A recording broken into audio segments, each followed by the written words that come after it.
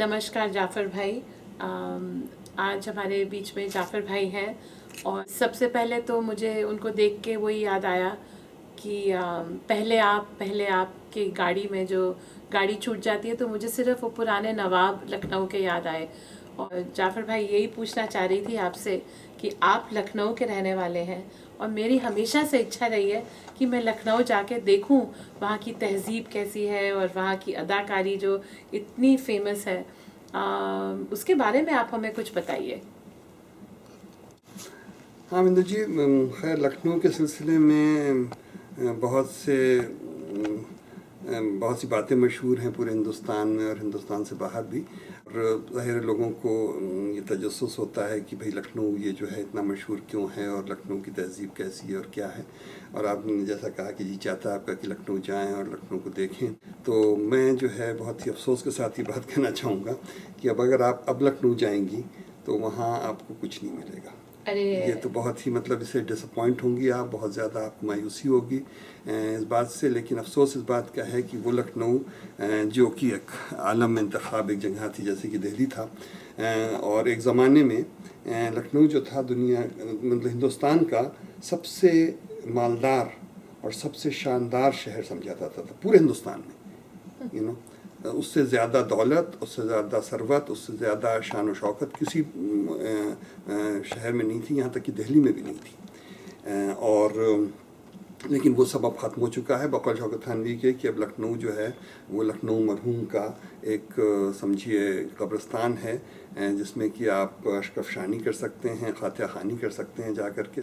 और अब तो वो कब्रिस्तान भी नहीं रहा, अब वहाँ मल्टी स्टोरी बिल्डिंग पूरे शहर में बन गई हैं और वो कब्रिस्तान भी जिसे वो शौकत थानवी ने कब्रिस्तान कहा था वो भी नहीं है। बहरहाल ये सब तो आज की बातें हैं, लेकिन हाँ ये ज़रूर है कि एक ज़माने में लखनऊ वाकई में एक ऐसा शहर था जिस पर कि लोगों को नाज था और नाज बजा भी था।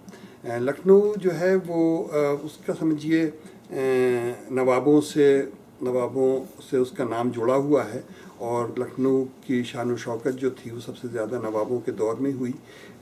तो लेकिन उससे पहले भी लखनऊ जो है वो आबाद था और बहुत ही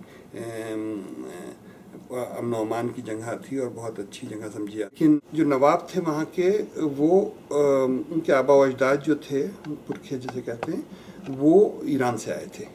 नैशापुर एक जगह है वहाँ से आए थे और दिल्ली में जो दरबार था मुगलिया दरबार, वहाँ आकर के उन्होंने मुलाजमत अख्तियार की।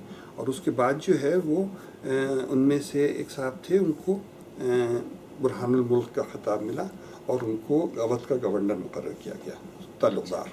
हाँ, तो उसको सूबेदार ने कहते थे और वो गवर्नर की उनकी क्या वो होती थी समझिए स्टेटस। तो फिर वो आए और उसके बाद फिर उन्हीं के बेटे और उनके भतीजे और इस तरह से लोग सिलसिला उनका पुश्तैनी सिलसिला चलता रहा और नवाब जो हैं एक दूसरे के बाद होते रहे। उसके बाद फिर तो ये सिलसिला है। तो मैं ऐसा है 1722 में ही आए थे बुरहानुल मुल्क। हाँ, तो मतलब 18वीं सदी के शुरू में। उसके बाद फिर जो है फिर सफदरजंग जो हैं जो उनके नेफ्यू थे भतीजे बुरहानुल मुल्क के, वो 39 में जो है वो फिर तख्तनशीन हुए। तो करीब फिर उसके बाद शुजाउद्दौला जो सफदरजंग के बेटे थे और उसके बाद फिर शुजाउद्दौला जो है अच्छा हाँ, फिर उस ज़माने में सफदरजंग का जब दौर था तभी जो पहला ब्रिटिश रेजिडेंट जो था वो शुजाउद्दौला के कोर्ट में अपॉइंट हुआ। रेजिडेंट होते थे। तो अब ये तरकीबें सब ना धीरे धीरे दाखिल होने की ना अंग्रेज करते, तो पहले भी तो रेजिडेंट हैं। हाँ। फिर उसके बाद जो है फिर नवाब आसिफउद्दौला जो थे, चौथे नवाब जो थे 1775 में, वो शुजाउद्दौला के बेटे थे और वो जो है उन्होंने तख्तनशीनी उनकी हुई।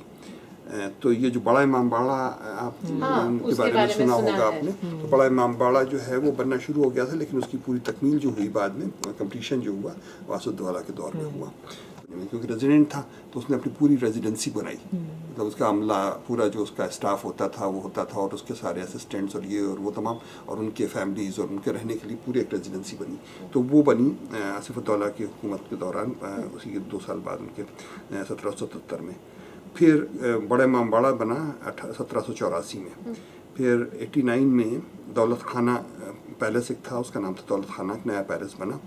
फिर लामार्टियन कॉलेज वहाँ का बहुत मशहूर कॉलेज है लखनऊ बिल्कुल, का, बिल्कुल। तो वो उसका नाम पहले था कॉन्स्टेंटिया, तो उसकी फाउंडेशंस रखी गई। तो इतना पुराना कॉलेज है, 1796 से शुरू हुआ वो। उसके बाद जो है फिर आसिफुद्दौला की डेथ हो गई, और उसके बाद कुछ दिनों के लिए वज़ीर अली की हुकूमत रही, फिर नवाब सादत अली ख़ान सो ऑन, ये चलता रहता है। फिर उसके बाद उसकी ज़्यादा उसकी वो नहीं है। फिर 1810 में हज़रतगंज जो वहाँ का मेन जो समझिए वो है मार्केट है, और उस हज़रतगंज की बड़ी खूबियाँ हैं। वहाँ हज़रतगंज जो है ना, वो ऐसा नहीं है कि कोई जैसे और कोई मार्केट, उसके जो है वो ख़ास उसके साथ एक ख़ास कल्चर जुड़ा हुआ है। और एक चीज़ होती है गंजिंग, तो वो जो है शाम को लोग अपना वक्त गुजारने के लिए वहाँ टहलते हैं आके, और आपके किसी से भी मिलना हो आपको, वो आपको वहाँ मुलाकात उससे हो जाएगी आपकी। अच्छा। हाँ, एक सीधी सड़क है वो, जिसके दोनों तरफ जो है वो स्टोर्स हैं और तमाम चीज़ें, काफ़ी चौड़ी सड़कें हैं, और उसकी जो फुटपाथ है समझिए या साइड वॉक है ये, उसके ऊपर लोग टहलते हैं। और वहाँ क्या होता है कि आप जैसे और आपके दोस्त हैं, जान पहचान के लोग हैं, वो भी छोड़ के निकले हैं टहलने के लिए, तो वो हर 2-4 कदम के बाद कोई मिलता है, वो सलाम दुआ होती है, उससे बातचीत होती है, खड़े होके पास 2-4 मिनट बात होगी, फिर हम आगे बढ़ेंगे, फिर 2-4 कदम के बाद फिर कोई मिलेगा। तो पूरा रास्ता जो है उसमें आपको 8-10-15 लोग जो है वो, हाँ। तो एक सिरे माने में मेफेयर सिनेमा हुआ करता था, और दूसरे सिरे पर कैपिटल सिनेमा होता था। तो मेफेयर और कैपिटल से, मेफेयर से लेके कैपिटल तक का पूरा हज़रतगंज जो पूरा था सफर उसमें सब कुछ मिल जाता था। तो मैंने जो एक ज़माने में एक पोएम भी लिखी थी, जब मैं लखनऊ यूनिवर्सिटी में पढ़ता था, मैंने एक पोएम लिखी थी कि from capital to Mayfair, from Mayfair to capital, between these two extremities of entertainment there is everything, you know, heat, light, electricity, magnetism and sound, but where is Prometheus unbound. तो ये poem जो थी, तो सब कुछ है हज़रतगंज में। और वहीं कॉफ़ी हाउस है, तो वहीं आप चले जाएं तो सारे इंटेलेक्चुअल जमा हैं वहाँ, जर्नलिस्ट हैं, राइटर्स हैं, और आर्टिस्ट हैं, पॉलिटिशियंस हैं, और सब लोग होते हैं। हर कुछ लोग तो परमानेंट फिक्सचर्स हैं वहाँ। सबकी एक टेबल, जो लोग सीनियर लोग हैं ना, उनकी टेबल्स थी, तो कोई नहीं बैठता था जाके, भरा हुआ खचाखच भरा है। अगर कॉफ़ी हाउस और वो नहीं आए हैं साहब जिनकी वो टेबल है, तो वो टेबल खाली रहेगी, क्योंकि अभी आते होंगे। तो वो लखनऊ की तहजीब है। और वो जब आएंगे तो फिर उनके और दोस्त अहबाब आके उनसे आके बैठेंगे उनके साथ में। हर टेबल पर 4-5-6 लोग जो है अपना रहते थे, और पूरा कॉफ़ी हाउस शाम को ख़ास तौर से, दिन भर ही रहता था, बिजी रहता था, लेकिन शाम को खचाखच भरा रहता था, और देर तक, रात के 10-11 बजे तक खुला रहता था।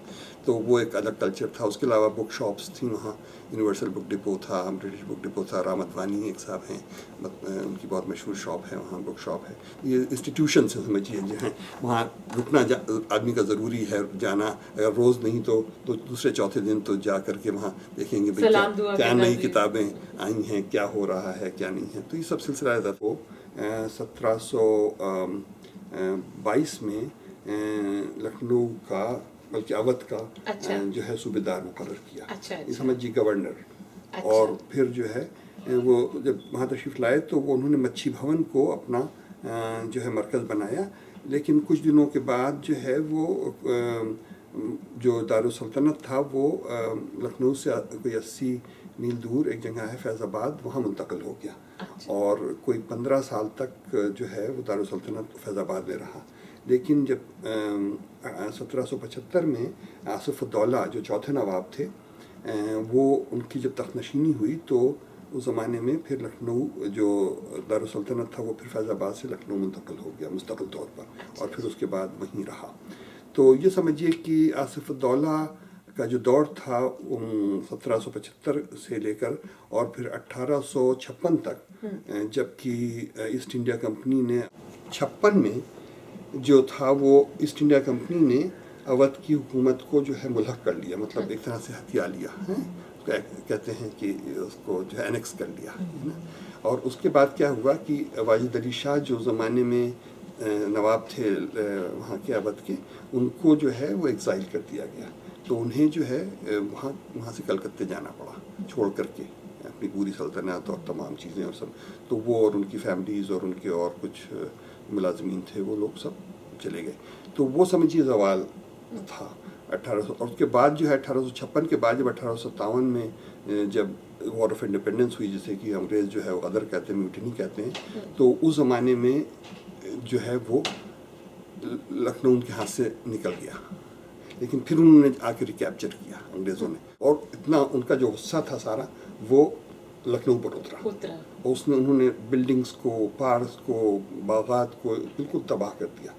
तो लखनऊ जो है ना, तो असल में लखनऊ का ज़र्री दौर जो है वो आपका आसिफ उद-दौला की जो हुकूमत थी 1775 से लेके 1856 तक का ज़माना जो है, ये 80 साल करीब जो है, ये लखनऊ का गोल्डन पीरियड कह लीजिए आप, इसे ज़र्री दौर समझा जाता है ना। देखिए 1856 से अब आज तक जो है वो कितने 150 साल करीब हो गए।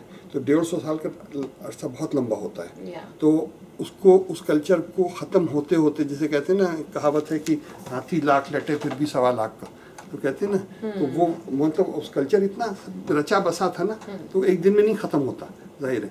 तो वो धीरे धीरे जनरेशन आफ्टर जनरेशन कम होता रहा, फेड होता रहा, वो होता रहा, और अब जो है वो बिल्कुल ख़त्म हो चुका है। और बकौल शौकत थानवी के वो कहते हैं कि लखनऊ जो है वो लखनऊ मरहूम का कब्रिस्तान है, जिसमें जब आप जाकर के सिर्फ है ना अशकफशानी करें और फातिहा खानी करें, कब्र पर जैसे जाके फातिहा करते हैं। और मैं तो कहता हूँ कि वो कब्रिस्तान भी ख़त्म हो गया, अब वहाँ मल्टी स्टोरी बिल्डिंग बन गई है। तो अब जो है अशकफशानी और जो है फातिहा खानी का भी कोई सिलसिला नहीं है, स्कोप नहीं है। समझिए 1775 से लेकर जो 1856 तक का जो करीब 80 साल का दौर है, वो लखनऊ का ज़र्री दौर समझा जाता है, सबसे ताबनाक दौर समझा जाता है। और उस ज़माने में हुआ ये शुरू, लखनऊ की तहज़ीब इतनी ज़्यादा मशहूर कैसे हुई और ऐसी इतने पनपी कैसे, और इतनी ज़्यादा जो है वो आम कैसे हुई, और हर ख़ास व आम में इस तहज़ीब का जो रचाव बसाव था वो कैसे हुआ। वो इस वजह से हुआ कि जो नवाबीन थे और दूसरे उमरा थे और दूसरे जो साहब हैसियत लोग थे, वो बहुत ही तमाम इन चीज़ों के कदरदान थे। वो जो अदब और शायरी और आपके जो है वो और दूसरे क्या कहना चाहिए कि फ़नून लतीफ़ा जो हैं, फ़ाइन आर्ट्स, परफॉर्मिंग आर्ट्स, जैसे कथक डांस है, या मौसीकी है, दूसरे म्यूज़िक है तमाम तरह का, या और आपका जो पेंटिंग है, तो या क्राफ्ट्समैनशिप है, डिफरेंट तरह की चीज़ों को जो वो है, तो इन सब चीज़ों की बहुत कदरदानी करते थे वो लोग। तो आपका कहने का मतलब ये है कि